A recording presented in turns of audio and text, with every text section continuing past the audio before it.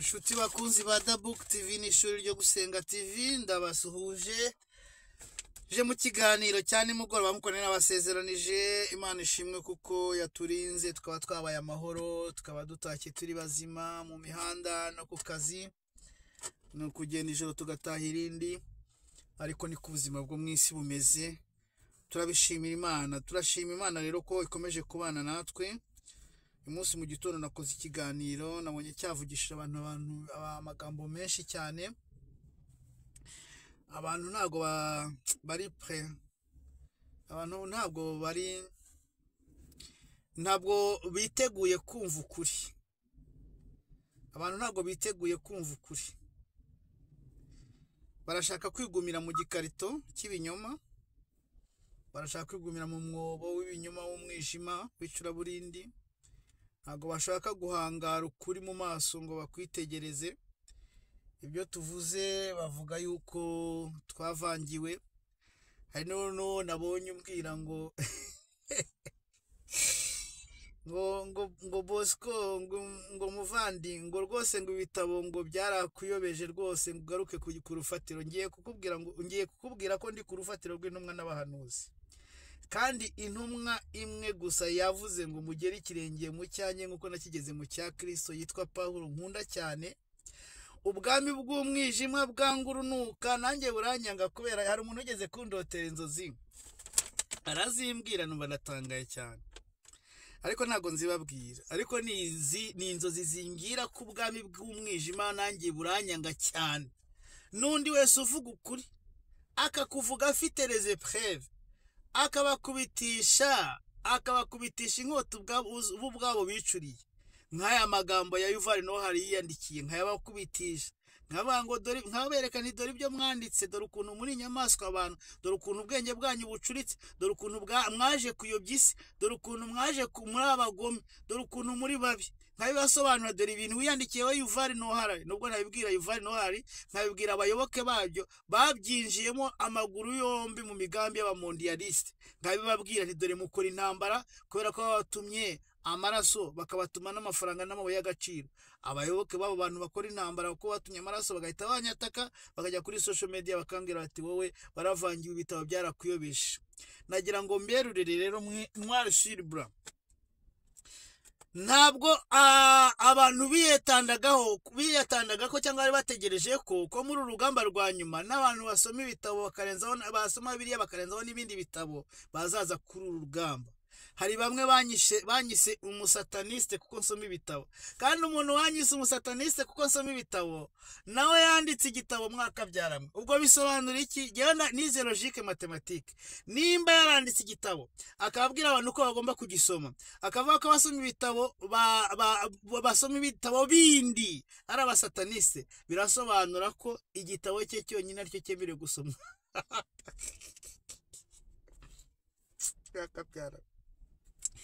igitabo cye cyonyine aricyo cyemerewe gusomwa mw'isi yose ugisomye akaba atari umusataniste aba bantu rero babaswe ubundi nta nubwo bakwiriye kwigisha abantu bari bakwiye kwicara bakigishwa cyangwa se bakajya bavuga ibyo bazi kuko Paulo yarabivuze mu Bakorinto ba mbere ibice 14 umurongo wa 6 sinzi nimba nabasuhuje inshuti za Dabook TV n'ishuri ryo gusenga TV ndabasuhuje Imana y'amahoro bamera umugisha abo twakoranye urugendo rurerure rukomeye rwo gusomana ibitabo no gusomana Bibiliya no kumva no kureba aho isi igeze no gusoma ibihe no kureba ubuhanuzi byose ndumva ko twanditse igitabo cy'ibi bihe n'ubuhanuzi icyo gitabo n'ubu ngubu sindabasha kugisohora ahubwo ndashaka kukibaha umuntu ugishaka ashaka PDF uko yatera inkunga kose kugira ngo tuzongumye kwandika ibindi bitabo cyangwa tuba twanakimprimira abadafite amatelefone bagiye bakagisomera kuri ntuze twamuha PDF niyaba inkunga yafite yose akayitanga tukamuha PDF akisomera ibi bihe n'ubuhanuzi n'igitabo twanditse kikiri mu ma ordinateur no mu telefone tutarasohora twabuze ko dusohora kubera kubura uburyo turagaruka rero tuvuga ngo turabasuhuje inshuti za Dabook TV ziri hose ku isi ndasuhuje inshuti z'ishuri yo gusenga TV ziri hose ku isi ndacyari muri no umurimo ukomeye Imana yampamagariye kandi ndawukora uko nshoboye, ndasohoka uko imbaraga zanjye zingana, kandi Imana ishimwe ko ari abo twakoranye urugendo rurerure rw'imyaka 4 bagenda basobanukirwa ibintu, basobanukirwa n'ibindi, bamenye ukuntu isi imeze, babasha kuyisoma dans les méandres de ces secrets, muntu uze mu mabanga muntu uze mu tuguni tw'amabanga yayo, bakabasha gusobanukirwa. Abagenda banyoreza ibintu byo bashe kwisobanurira kubera ibyo wadusobanuriye. Pawulo yaranditse, haleluya haleluya. Pawulo yaranditse mu Bakorinto ba mbere ibice 14 umurongo wa 6 aravuga ngo ariko none bene data ntizi wanyu mvuga indimi zitamenyekana nzamamarira iki? Nintababwira ibyo mpishuriwe cyangwa ibyo mpawe no kumenya bituruka gusoma no kwiga no gusobanukirwa, ibyo mpawe no kumenya cyangwa guhanura cyangwa kwigisha. Ndagira ngo mbabwire ko Pawulo yari umuhanga muri filozofi, ku buryo revo yari ariho uyigeranyije na revo y'ubu ngubu bayishyira kuri revo ya doctora. Yari umuhanga muri ntuze mu mategeko y'abayuda, ku buryo revo yari ariho uyigeranyije na revo y'ubu ngubu bayishyira ku rwego rwa doctora. Pawulo yavugaga indimi enye, yavugaga ikilatini, yavugaga igiheburayo, yavugaga icyarameye, yavugaga ikigereki. Pawulo yari afite nationalité ebyiri, nationalité y'Uburoma na nationalité ubwenegihugu bubiri, ubwenegihugu bw'Abaroma n'ubwenegihugu bwa Isirayeli. Pawulo c'était l'homme qu'il faut kugira ngo abashe kubwiriza amahanga. Haleluya. Yari umugabo nyawe, nyine umugabo Imana yahisemo neza, Yesu yahisemo neza sur mesure kugira ngo abashe kuza kubwiriza amahanga, kuko yari afite ijambo, afite ubwenge, afite igihagararo mu bitekerezo, yari afite amateka, yari afite kuvuga ashize amanga. Niyo mpamvu yigeze kuvuga ari imbere y'umwami Agripa, akavuga umwami Agripa nimba ari na Agripa sinibuka neza, Festus, ni Festus, akamubwira ati Pawulo urasaze, ubwenge bwawe bwinshi buragusajije. Pawulo bari bazi kwaza ubwenge, kandi Imana yamuhitiyemo icyo ngicyo kugira ngo abashe kubwiriza amahanga, abashe kubwiriza abagereki basabaga ubwenge, basabaga ibimenyetso, abashe kubwiriza Abaromani, abashe kubwiriza amahanga. Imana ishimwe cyane. Yandikiye rero Abakorinto ibice 14, Abakorinto ba mbere ibice 14 umurongo wa 6, arabwira ati ariko none bene data ninzi wanyu vuga indimi zitamenyekana nzabamarira iki? Nintababwira ibyo mpishuriwe cyangwa ibyo mpawe no kumenya, n'ibyo nize n'ibyo nasomye byose, cyangwa ibyo guhanura cyangwa kwigisha.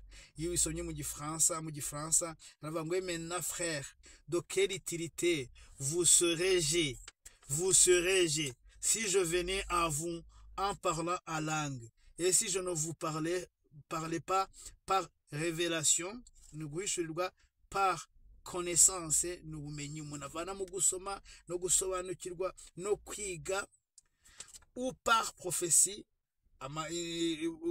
ubuhanuzi, ou par doctrine, kwigisha. Umwigisha wese udahagaze kuri aya maguru ane ngo agire ibyo abwira abandi ni igicumba. Imana ifashe, Imana ibabarire kuvuga gutyo. Ntabwo akwiriye guhagarara imbere y'abo bantu acumbagurika, adahagaze kuri aya maguru ane: prophétie, non, ihishurirwa, révélation, connaissance, ubumenyi, prophétie, ubuhanuzi, doctrine no kwigisha. Niyo mpamvu Imana yampamagaye, kandi ntabwo natangiye gusoma ejo bundi, natangiye gusoma ndi umwana. Imana yaranteguye kugira ngo nzakore no murimo muri ibi bihe bya nyuma, kandi ibintu nagiye nsobanukirwa nsoma, ibintu nagiye mbasobanurira nsoma, ni ibintu bikomeye cyane mutari gusobanukirwa, kuko Abanyafurika benshi barimo Abanyarwanda twahishwe mu bitabo amabanga akomeye, kandi amabanga azaturimbuza. Ndibuka nyiga muri primaire, nige mwana wenyine bazaniraga hobe ku ishuri iwacu, bari baranyishyuriye hobe nubwo bari abaturage, nkayisoma. Niga muri secondaire bwa mbere, igitabo nasomye cyitwa Le Secret du Monsieur Clodomir. Ntabwo nababwira ibirimo kuko byari ibintu biteye isoni. yari umuprofeseri wafataga umwana w'umukobwa ku ngufu. Dukomeze. Icya kabiri nasomye cyitwa Vandeste Vandwest, abize muri lettre barakize, kandi narasomaga nkanafata no mu mutwe. Ubu ngubu ntangiye gusaza, ubundi narasomaga nkanafata no mu mutwe. N'Imana rero kuntegura rero kugira ngo ngende nsobanukirwa no mu nzira aho nagendaga mpunga, nagendaga ntora ibitabo nsoma, ntora ibinyamakuru nsoma, nagiye nsobanukirwa ibintu byinshi. Nasobanukiwe ukuntu intambara yo muri Kongo yatsinzwe, ukuntu General Mayere wari umugenerali yari yaguzwe akagenda abwira ingabo ngo ni zero priye kugeza zigeze Kinshasa. Ageze Kinshasa abwira Mobutu ati mon maréchal, je ne suis plus capable d'assurer votre sécurité, il faut que vous partiez. Aramubwira ati je pars mais je serai de retour lundi. Aravuga ati ndagiye, ati mon maréchal ntabwo ngishoboye kwasira, ntabwo ngishoboye gucunga umutekano wawe, va muri Kinshasa uhunge. Aramubwira ati ndahunze ariko nzagaruka kuwa mbere mfata umujyi. Ariko ntiyagarutse nyine. Mobutu yari umunyamagambo gusa kandi yaranashaje, ariko ibyo nabisobanukiwe kuko nagendaga ntora ibitabo nsoma. Rimwe ntora journaliste Jeune Afrique, ahantu twari tugeze mu mujyi, bintu bisanzwe ndayisoma, nsanga Mayeri, uwo General Mayeri ari watanze igihugu cya Kongo, agenda ahamagara abasirikare bamusanga Kinshasa, bamurasira Kinshasa, ubu bwabo bamwirasira bamwica. Nibwo nasobanukiwe amagambo Mobutu yavuze igihe bamubwiraga bati u Rwanda ruraguteye, akababwira ati ati nibishoboka. Ateza ngombe nde ezaliko ninyisa mukila na yango kasi na mukila te nde ezaliko ninyisa ngombe. Aravuga ati ni inka nizunguza umurizo, ntago umurizo ari uzunguza inka. Inka nizunguza umurizo, ntago umurizo ari uzunguza inka. Ni inka yaba yapfuye, uretse ko yapfuye n'umurizo wayo wapfuye, ntago umurizo wazunguza inka. Inka nizunguza umurizo, niko Mobutu yavuze. Ariko nyine byarangiye bibaye kuriye. Cyashaka kubwira niki? Gusoma bituma umuntu asobanukirwa. Kandi iyo umuntu asoma ntago yirimita ku bintu ngo by'Imana gusa, kuko ibintu by'Imana ibyo wango ndasoma iki nsoma iki, ntushobora gusobanukirwa isi udafunguye les horizons, udafunguye intuze ngo urebe muri geopolitique, urebe muri politique, urebe muri philosophie, umenye impamvu abantu barwana, abantu byose ubisobanukirwa. Reka ngaruke, ndagira ngo mbabwire ngo Imana niyo yampamagaye kubasomera ibitabo, kandi nkabasomera na Bibiliya, kandi nyisoma neza. Imana niyo yampishuriye ikintu muri Bibiliya, ikankora igafungura akantu gasobanukirwa, gasobanura neza, kuko Imana iba yabimpaye neza. Aba bantu rero baza kuri social media bakambwira ngo ibitabo byaranyebeje, ndagira ngo babwire ko benshi nta na Bibiliya banasoma. Niba abandi bisomera ya magambo avuga ngo kuko bya magambo nyine abantu bagenda basubiramo. Hari umudamu umwe wari ufite ntuze YouTube, kandi yize muri universite, afite YouTube, aza kubwira ariko bose atungumba igeze ati ndakora ikiganiro ntibakirebe, nakora ikiganiro ntibakirebe. Ntabwo se wowe urajya kuvuga ibintu nk'ibya Mama Sharirene, kandi Mama Sharirene akurusha umunwa, wewe wavuze ibintu Mama Sharirene adashobora kuvuga. Ngo nibikize none se ko izi universite uravuga nka Mama Sharirene kubera iki? Mama Sharirene nimba nyumva mbabare, Mama Sharirene ibyo avuga ni ibyo yagiye atoragura kandi azi kubivuga neza. Urajya kuvuga ibintu nk'ibyo kubera iki? Wavuze ibyo ibiri kuri level yawe, ibiri ku kigero cyawe. Kubera iki? Kubera ko abantu burya bagabanyije mu bice bitatu iyo bavuga. Abantu bagabanyije mu bice bitatu. Baravuga ngo les gens de longues idées discutent des idées. Les gens de moyennes idées, cyangwa se de moyens, sinzi ko nabivuga, discutent des événements. Les gens de courtes idées parlent des autres.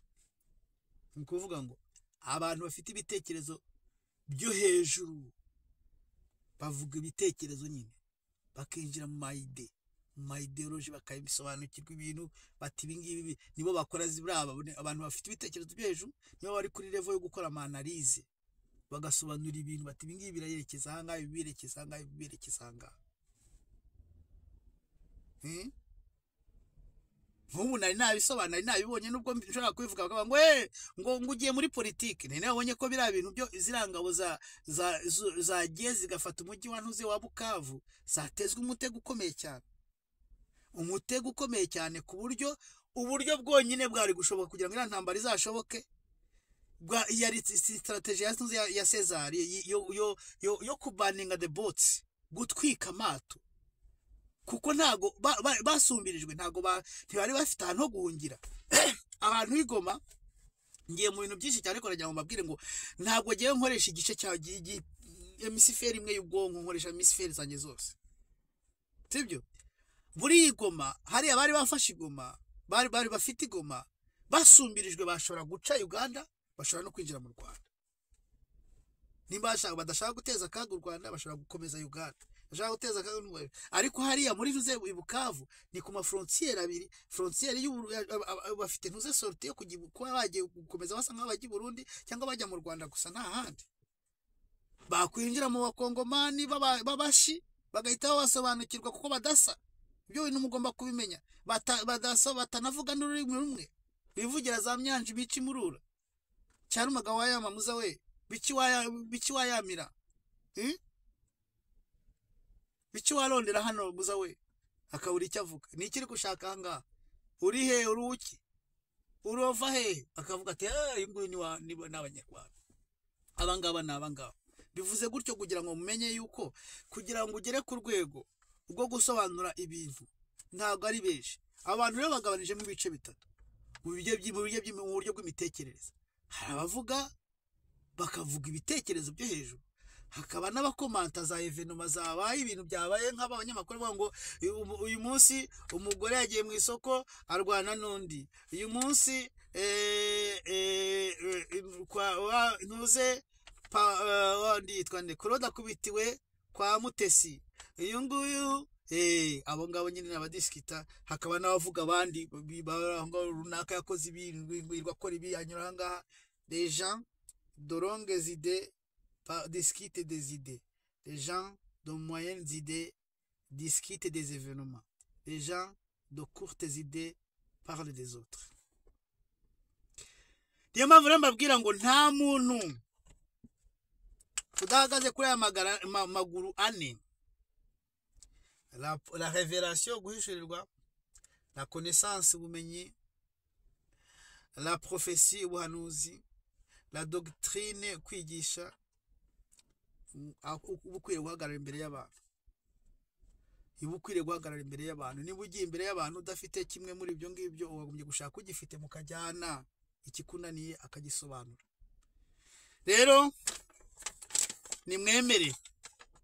nimwemere babasomere musobanukirwe uko isi iri kugenda naho yerekeza niba mwaze ubwenge ubwo birarangiye abanze ubwenge nyine bagendera mu mwijima bagenda y'intamire wa mugani wa Sekarama Kampunga bagenda y'intamire bakabona bikubise mu byobo batazi yewe nafashe gahunda mu mbabarire gutindaho gatoya nafashe gahunda yo kumurika ku birenge kugira ngo tubone aho dukandagira niyo mpamvu uvuga ibyo muri Region de Grand Lac kavuga n'ibyo mu Rwanda abandi bafata gahunda yo kujya bavuga ibyo muri Leta Zunze Ubumwe za Amerika ibyo muri Arabia Saudite ibyo kwa Papa i Roma buri wese yahamagawe ukwe ariko jye nafashe gahunda yo kumurika itoroshi imbere ku birenge kugira ngo abantu babone aho bakandagira niyo mpamvu kiriya kiganiro nagikoze kugira ngo musobanukirwe